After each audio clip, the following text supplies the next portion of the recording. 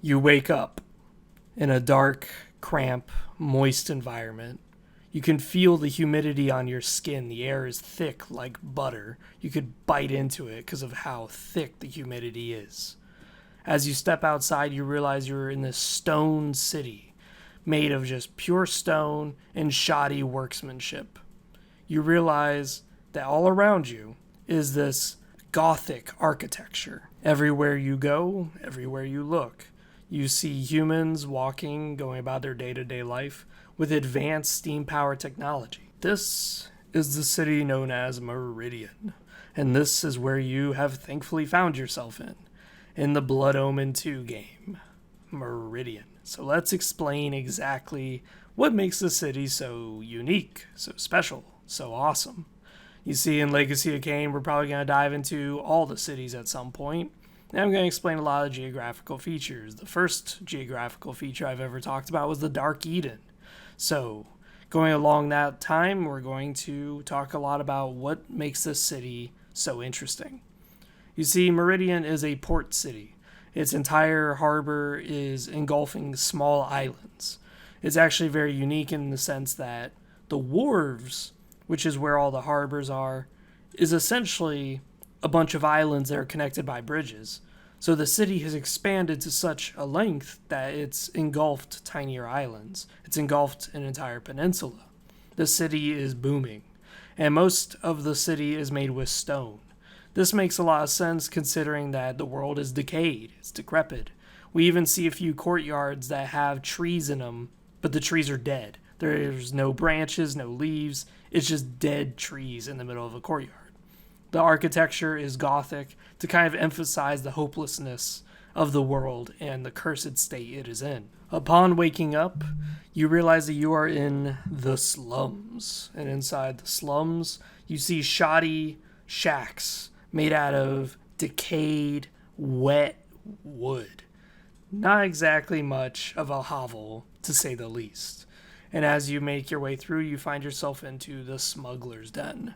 Here is thick with thieves, backstabbing, alleyways, all sorts of nasty situations and individuals that you can find yourself in. It is a very interesting idea that the city of Meridian has these layers, as it shows that there are people in the city who have things, and there are people in the city who have nothing. There are layers in the city that you can see steamworks, actual pipes running through people's homes, utterly killing the people inside as it leaks out gas, as it leaks out hot steam to scorch their skin. Some of the pipes are very volatile too, where they can explode at a moment's notice. Then you have these weird arcane glyph technologies spread throughout the city that actually cuts off segments of the city from another. So the Smuggler's Den and the slums can actually be divided in a few quarters because certain gates need to be activated by these specialists who no one really knows who they are. They just wear all black clothing and they maintain these switches. Now, it reminds me a lot of my visit in St. Augustine, where when you go to St. Augustine, there's a concrete building. And it's very unique because it used to be a hotel. And it used to be one of the first hotels that actually had electricity. Now, when it came to electricity, having light bulbs, you needed a specially trained individual known as a switch-ician. I wish I was joking, but no, you actually need this guy to come around and turn on and turn off the switches that are powering the lights in your room. So in other words, these are those guys. These guys are walking around just maintaining these switches, maintaining these devices. And if you ever want a gate open, or if you ever want to go somewhere and activate something, as a normal day citizen, you would probably need to wait and find one of these guys and beg him or ask him or even offer him something to convince him to open up the gate so you can cross over into a different quarter of the city. Now, mind you, the city is not exactly a democracy. If you go around bothering these guys, they could just tell the other guards to come over and kill you for bothering them. And this is part of the interesting ideas with Meridian, is that it is a military establishment. It is 100% a fanatical, crusading force that is hell-bent on pushing back Kane's empire And once Kane's empire is dead, they were now focused on other things like innovation, technology, so they can spread and take over other human settlements. Now, what's interesting enough about it is that despite being such a military force, we do see there is a lot of liberties for its day-to-day citizens.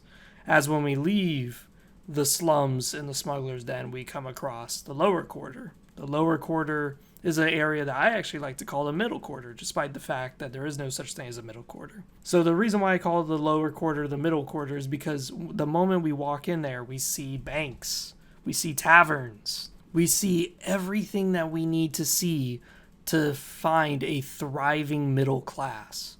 So here we have the slums and the smuggler's den, which contains all the lower class individuals, the people who can't even afford houses, they can't really afford food, yada yada yada. But then in the lower quarter, we have people who can meet their daily needs, but they can't really go much past that. So they can pay for their houses. In fact, it's stated that the lower quarter is the main residential hub of all Meridian. So again, if you are a statistic person, you know that inside a curve, 60% of the people are probably going to be in the middle. This would be more or less your middle class. So the lower quarter would probably have around 60% of the whole population. This is very interesting as we see loads of banks. There's a lot of banks in this sector. There's loads of taverns. There's a lot of goods. There's a lot of trade. You see a few areas where barrels are being stuffed, crates are being shipped into. Basically, business is booming. There's a lot of mercantile in this sector. Now, when we're in this sector, we also see that there is very few thugs. Very, very few. Now, as to the reason why there may be so little thugs, it could be up for debate. Some, it could be because such a strong military presence of Sarafan guards is around. Others, it could be that people are meeting their needs. They're able to buy entertainment, so they don't really need to pursue crime. There's many ways we could interpret this. More or less, we could also say that there's no thugs because, well, there are vampires running around rampant in the city that are agents of the Sarafan. And these vampires are traitors to their own kind, but they are allowed to indulge themselves and feed on whatever poor individual comes across their path. This, of course, leaves certain areas absolutely smeared with blood and corpses, and this could be the reason why there's very little thugs. Because, hey, if you're going to be a piece of shit in the residential area where most of the people are, the vampires may decide that they're doing their lord a favor by killing the filth, by getting rid of the criminals. As long as the criminals stay in the slums, they do not seem to care. After all, who would want to feast on such low stock? Yes, indeed. Now, what's also interesting is that as we're leaving the low quarter, we get into the industrial sector, the high quarter.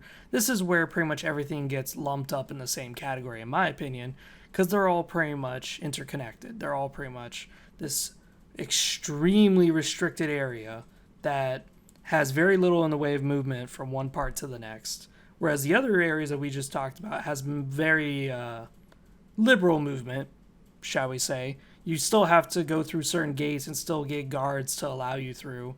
But as we get into the high quarter where the rich people are and we get to the cathedral, we get to the industrial sector, everything here becomes finite. Your rights as a human being are now gone. So even if you are a human, you're going to be treated the same as a vampire. You will be killed if you decide to step out of line or if you're caught trespassing. If you're even caught asking questions in this area, you're more than likely to die. There is a strong presence of military in this area. And it does make sense. I mean, this is where the church is. This is where the stronghold is, the main capital of it. There is a lot going on in this sector that there is no need to invite risk. If you're going to step out of line, you are now a danger to this sector. You are now a possibility, a threat. So just eliminate it. What's also interesting, too, about the high quarter is that we start to see things like trains, actual trains, industrial locomotion going on here. We have extremely advanced and sophisticated furnaces in use. We see them churning out these soldiers who are just augmented with glyph magic. They're normal humans wearing glyph magic armor. So here in the High Quarter, we see the true technological revolution that's happening in Meridian. We see walls that are around the main castle that are enamored with sorcery. It makes it where vampires cannot teleport to and from the walls. It makes it where if an enemy was a magician, they would find their magic hampered and weakened.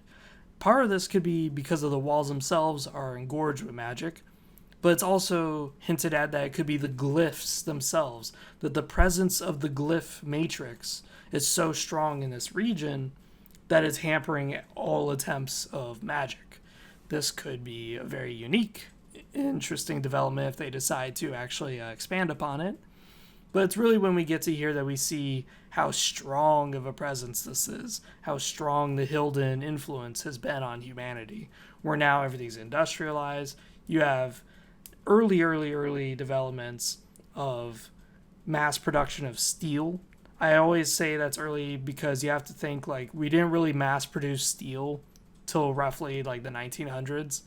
We were always very slow to produce steel. Steel is a very difficult process to actually make out of iron. And here it is, they're just churning out soldiers wearing full-plated steel, just left and right, gigantic pauldrons, and then they're also infused with magic and glyphs. This is a very advanced sector of Meridian. The last sector, which is kind of its own thing, is the wharves. And as I've stated at the very beginning, the wharves encompasses a few small islands through bridges. It's stated that this is the most heavily defended area out of all of Meridian, but really I kind of disagree with that. I view the industrial sector, the high sector, I found those to be a little bit more heavily defended. It's just that the wharves is so heavily defended because there's secrets here. Not only does the port allow access for military units to come in and out, and also allow trade to come in and out, the wharves allows you to transcend from Meridian and cross over into this island known as the Hilden City. And we find here that there's a gaping hole connected to the demon realm that Hilden are able to pour out of. Honestly, I'm not going to cover that Hilden City here. I'm going to cover that as its own thing because it is called a city, so no point in me covering it here. There's a few other areas in here that I'm also not covering just because, again, I think they're kind of their own thing. I don't really think they're part of Meridian. But now let's just talk about the importance of Meridian itself. You see, Meridian is so important because it was a human stronghold that met the vampires and actually beat them back. This has not happened in all of Nosgoth's history for a vampire empire to show up and then be beaten back. This never happened. The humans have always been the victims. But this is one of the very few times where they've actually risen out on top as stalwart defenders. And it is a sign of further issues that would develop between the humans and vampires, as now the humans had new magics and new sorceries to engage in, new ways of fighting off the vampires in ways that they didn't think was possible. Very few of them thought that they could hurt the vampires through these arcane sorceries and engineering techniques. They just figured sword and steel, that will get the job done. A few magical artifacts are out there that are holy enough to hurt them, but the reality is most of the time vampires are not affected by that. They're more affected by natural things, more affected by the sun, water. This was really the humans' bread and butter, but now they had other ways of fighting them during the nights. This would be, of course, the glyph magic. The glyph magic also kind of enhanced the humans, making them literally superhumans where they could hold a massive fucking cleaver and wield it one-handed and attack your ass and butcher you with it. Also, lifting up a human by their neck and choking them to death. It was really insane, some of the powers that these guys had. Now, what's also interesting with it is that the Meridian city itself is also unique in the whole Legacy of Kain series, as it's very industrialized and very gothic. This is unusual. But at the same time, I actually like that a lot, because we have to remember this is after the pillars have fallen. So the pillars of Nosgoth have fallen. Not only were they corrupt and twisted, but now they're destroyed. Utter hope has fled. We have now entered into a dark age for humanity. Now humanity has given into this desperation, this despair, this lack of hope. So, yeah, it would kind of show in their architecture that as they're molding a city from stone, that they're going to mold, obviously, a very bleak existence. They're going to mold this very blank edifice of stone. They're not going to put in a whole lot of crazy aesthetic features. The very few aesthetics we see in the game are just statues, and these statues are warriors, statues of military conquest. There is no statue throughout all of Meridian that shows a scholar or a banker or an explorer. No, no, no, no, no, no. They all show warriors. Why is that? And we even see why is that outside Meridian, there's already a canyon that's formed. That's not good news.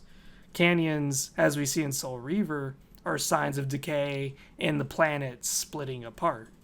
So, it being so close to the city indicates that possibly in the future, Meridian just got torn asunder by further earthquakes and canyons. But what's interesting is that when you're in these canyons, you see monsters just roaming the countryside, killing guards left and right, killing travelers left and right. They're like these giant insect-like beings. They're nasty as hell to fight. They're very, very few, but very, very dangerous. And it kind of shows that humanity would be more adhering to, instead of intellectual pursuits, they would be more adhering to strength, adhering to holiness, adhering to faith, adhering to some sense of driving back these monsters, these vampires, all their troubles away through the strength of their swords and armor. Now, there is some unique developments, as I said, like having a train was very, very unique. Like literally having a train going from one sector of the city to the other. I just thought that was really awesome. That was really unique development because it shows that had the Seraphan expanded to further cities, had they actually cared to do so, they could have established railroads. They could have established huge, huge tracks of trains to safely navigate from one city to the next. And from here, we could have had innovation and hope.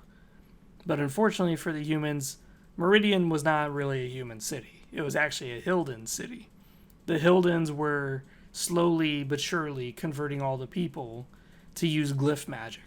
And the reason why is because they were going to use these glyphs, they were going to use all the pipes that they've arranged to erupt in magical flames and wipe out all humans and all vampires in one mighty swoop. And then the Hilden would have a city that is cleansed of all life, but is already developed, just waiting for them. So they could leave their little island city and go to this little city that's on the peninsula.